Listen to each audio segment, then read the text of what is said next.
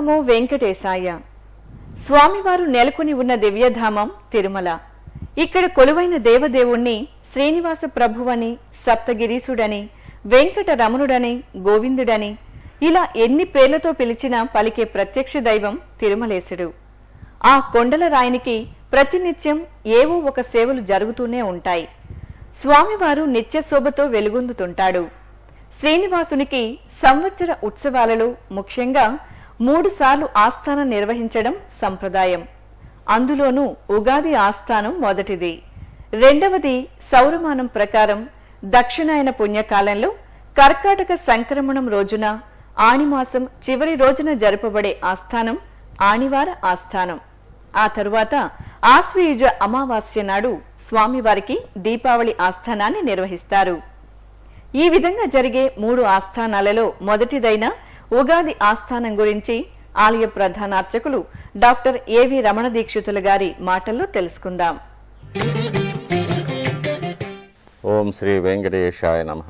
శ్రీ హేవిళంబి నామ సంవత్సర ఉగాది సందర్భంగా శ్రీవారి భక్తులందరికీ శ్రీవారి దివ్యమైన అనుగ్రహం వల్ల సకల సౌభాగ్యాలు కలగాలని, మహదేశ్వర్యాలతోనూ సత్సంతానంతోనూ సకల విద్యలతోనూ వ్యాపార అభివృద్ధి మొదలైన ఉద్యోగరీత్యా అనుకూలాలను పొంది క్షేమంగా ఉండాలని, అలాగే మన దేశం రాష్ట్రం సుభిక్షంగా సకాలమైన వర్షాలతో అన్ని రకాల ధాన్యాలు, కూరగాయలు, పళ్ళు సమృద్ధిగా పండి ప్రజలంతా సుఖ సంతోషాలతో ఉండాలని శ్రీవారి పాదపద్మాల చింత ప్రార్థన చేస్తూ ఈ ఉగాది సందర్భంగా శ్రీవారి దేవాలయంలో మనం జరుపుకోబోయే విశేషమైన కార్యక్రమాల గురించి తెలుసుకుందాం. ఉగాది రోజు శ్రీవారికి ఉదయం సుప్రభాతంతో కైంకర్యాలు ప్రారంభమవుతుంది. ప్రాతకాల అర్చన వరకు నిత్యగట్ల ఆరాధనలు జరుగుతాయి. ముందు శుక్రవారం నాడే శ్రీవారికి అభిషేకం తర్వాత సమర్పణలో ఉగాది సందర్భంగా విశేషమైన తిరువాభరణాలు, వజ్రాల కిరీటం, వజ్రాల ముఖపట్టి, వజ్రాల కర్ణపత్రాలు, నవరత్నాల శంఖచక్రాలు, కటిహస్తం, వైకుంఠహస్తం, మకరకంఠి, రత్నాల సూర్యకఠారి, నవరత్నాల నాగాభరణాలు, స్వామివారికి నడుము నుంచి పాదాల వరకు స్వర్ణ పీతాంబరం, యజ్ఞోపవీతం మొదలైన దివ్యమైన విశేష తిరువాభరణాలన్నీ అలంకారం చేసి ఉంచాము. ఉగాది నాడు ప్రాతకాల ఆరాధనల తర్వాత ఉగాది కార్యక్రమాలు ప్రారంభమవుతుంది. మలయప్ప స్వామివారు శ్రీదేవి భూదేవి అమ్మవార్లతో బంగారు వాకిల్లో బంగారు సర్వభూపాల వాహనంలో వేయించేస్తారు. వీరికి ఆలయ సాంప్రదాయం ప్రకారం వజ్రకవచ కిరీటం, నవరత్నాల కర్ణపత్రాలు, నవరత్నాల శంఖచక్రాలు, కటిహస్తం, వైకుంఠహస్తం మొదలైన విశేష తిరువాభరణాలతో పాటు అనేక నవరత్నాల హారాలు మొదలైన వాటితోనూ శ్రీదేవి భూదేవి అమ్మవార్లకు కూడా వజ్రకవచ కిరీటాలు, కాసుల పేర్లు, ముత్యాల హారాలు మొదలైన వాటితో అలంకరించి విశేషమైన పుష్పమాలలు అలంకరించబడి ఉంటుంది. వీరితో పాటు శ్రీవారి సేనాధిపతి విశ్వక్సేనుల వారు కూడా బంగారు వాకిల్లో బంగారు సింహాసనంలో వేయించేసి ఉంటారు. వీరికి కూడా విశేష తిరువాభరణాలు, విశేష పుష్పమాలలు అలంకారమై ఉంటుంది. ఉగాది సందర్భంగా శ్రీవారికి ఆరగింపు కోసం విశేషమైన పణ్యారాలు తయారు చేసి వాటిని ఆలయ మర్యాదలతో విమాన ప్రదక్షిణంగా, ధ్వజస్తంభ ప్రదక్షిణంగా తీసుకుని వచ్చి గర్భాలయంలో ఉంచుతారు. స్వామివారికి ఈ విశేషమైన పణ్యారాలు, అన్నప్రసాదాలు ఆరగింపు జరుగుతుంది. అలాగే బంగారు వాకిల్లో వేంచేసి ఉన్న మలయప్ప స్వామివారు, శ్రీదేవి భూదేవి అమ్మవారు, వృషక్సేనుల వారికి కూడా పణ్యారాలు, అన్నప్రసాదాలు ఆరగింపు చేయబడుతుంది.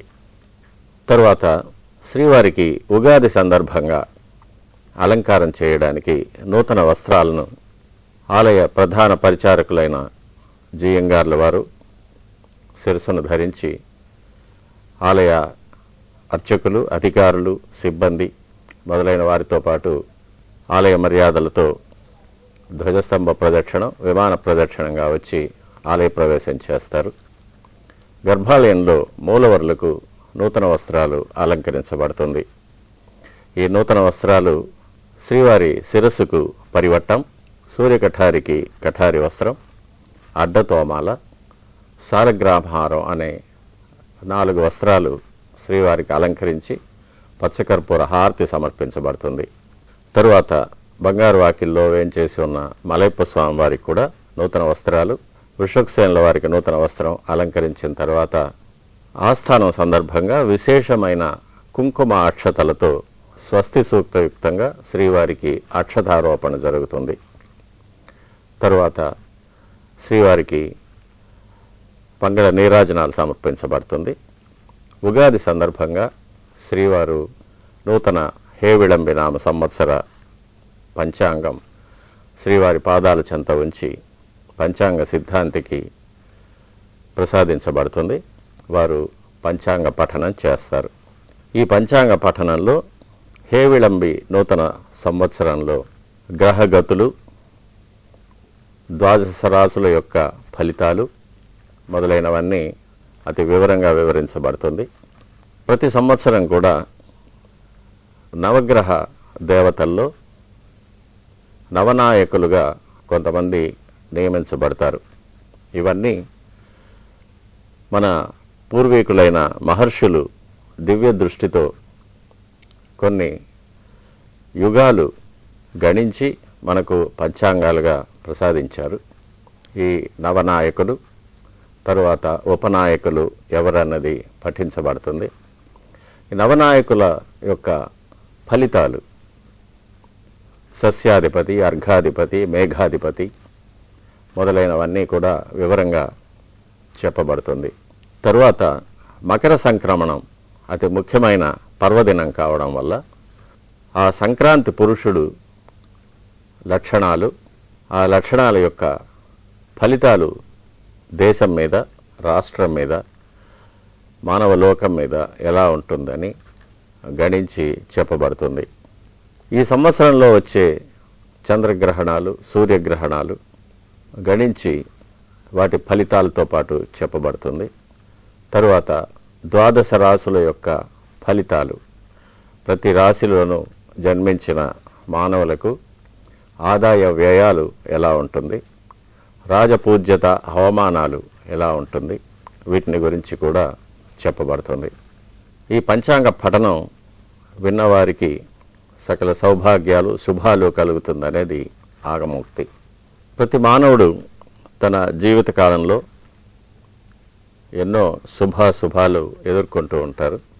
ఇందులో శుభకార్యాలకు వివాహం, ఉపనయనం, గృహప్రవేశం, ఉద్యోగాన్వేషణ, క్రయ విక్రయాదులు, వీటన్నిటికీ కూడా శుభముహూర్తాలు ఎలా గణించుకోవాలి, వాటి యొక్క ఫలితాలు ఎలా ఉంటుందనేది కూడా పంచాంగంలో చెప్పబడుతుంది.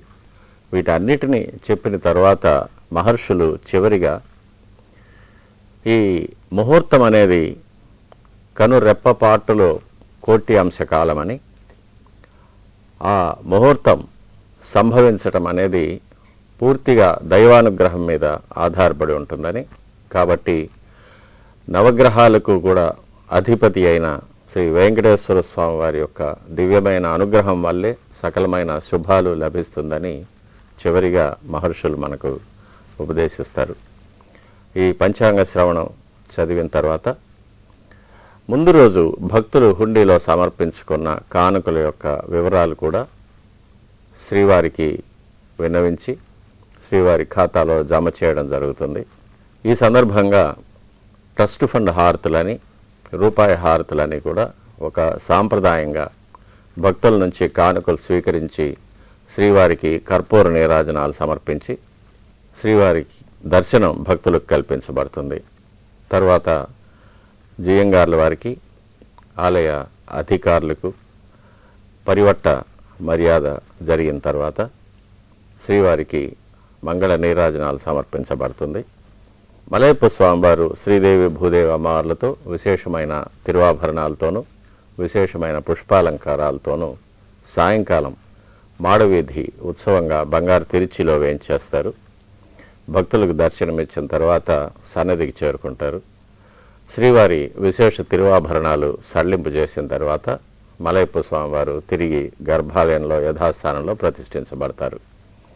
ఇది శ్రీ హేవిళంబినామ సంవత్సర నూతన ఉగాది ఉత్సవం సందర్భంగా ఆస్థానం జరుపుకోవడం, స్వామివారి ఉత్సవం జరుపుకోవడం, స్వామివారికి విశేషమైన కైంకర్యాలు జరపడం మొదలైనవి మన శ్రీవారి దేవాలయంలో ఆగమ సాంప్రదాయంగా వచ్చే ఒక వాడుక.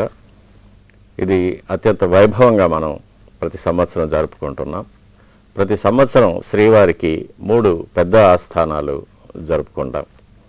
ఉగాది, దక్షిణాయన పుణ్యకాలం అనే ఆనవర ఆస్థానం, దీపావళి ఆస్థానం, ఈ 3 స్వామివారికి జరిగే పెద్ద ఆస్థానాలు.